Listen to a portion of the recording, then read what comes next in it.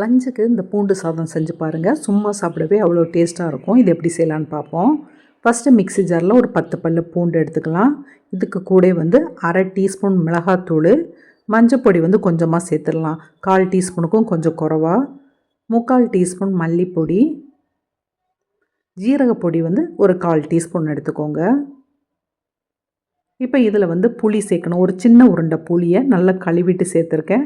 புளிப்பு டேஸ்ட் உப்பு கூட பிடிக்கிறவங்க கொஞ்சம் எக்ஸ்ட்ரா சேர்த்துக்கோங்க. நான் ஒரு சின்ன உருண்டை சேர்த்துருக்கேன்.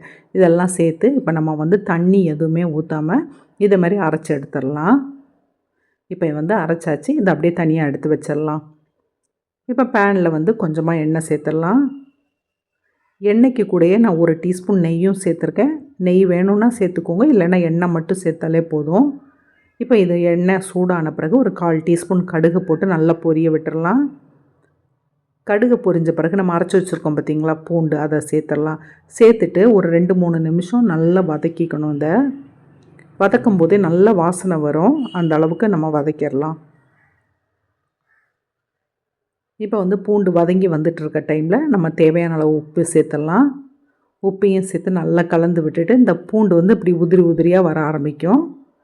இந்த டைமில் வந்து மிக்ஸி கழுவுன தண்ணி வந்து ஒரு 1/4 கப்பு மட்டும் சேர்த்தா போதும். ரொம்ப நிறைய தண்ணி சேர்க்காண்டா. தண்ணியை சேர்த்துட்டு இதை நல்லா கொதிக்க விட்டுடலாம். கொதித்து நல்லா இது மாதிரி கெட்டியாகி வரும். அந்த அளவுக்கு கொதிக்க விட்டுட்டு நம்ம வடித்து வச்ச சாதம், நல்லா உதிரி உதிரியாக வடித்த சாதம், ஆறின சாதம், அது வந்து 2 கப்பு எடுத்திருக்கேன். மீடியம் சைஸ் கப்பில் 2 கப்பு சாதம். நான் சாதம் இன்றைக்கி பொன்னி அரிசி சாதம் தான் சேர்த்துருக்கேன். நீங்கள் பாசுமதி அரிசி கூட சேர்த்துக்கலாம். இப்போ சாதத்தை போட்டு நல்லா கிளறலாம். ஒரு 2-3 நிமிஷம் அப்படியே இருக்கட்டு. அப்போ தான் வந்து அந்த மசாலாலாம் சாதத்தில் பிடிக்கும். இடையில மட்டும் நம்ம கிண்டி விட்டுக்கலாம். இப்போ ஒரு 2-3 நிமிஷம் ஆயிட்டுது. இப்போ இதில் வந்து கொஞ்சமாக கொத்தமல்லி இலை சேர்த்துடலாம். அதையும் சேர்த்து நல்லா கிளறி விட்டுட்டு இறக்கிற வேண்டியதான். இந்த சாதத்தை ட்ரை பண்ணி பாருங்கள். சும்மா சாப்பிடவே அவ்வளோ டேஸ்ட்டாக இருக்கும். இந்த வீடியோ பிடிச்சிருந்தால் லைக் பண்ணுங்கள், சப்ஸ்கிரைப் பண்ணுங்கள். அடுத்த வீடியோவில் புது ரெசிபியோடு பார்க்கலாம்.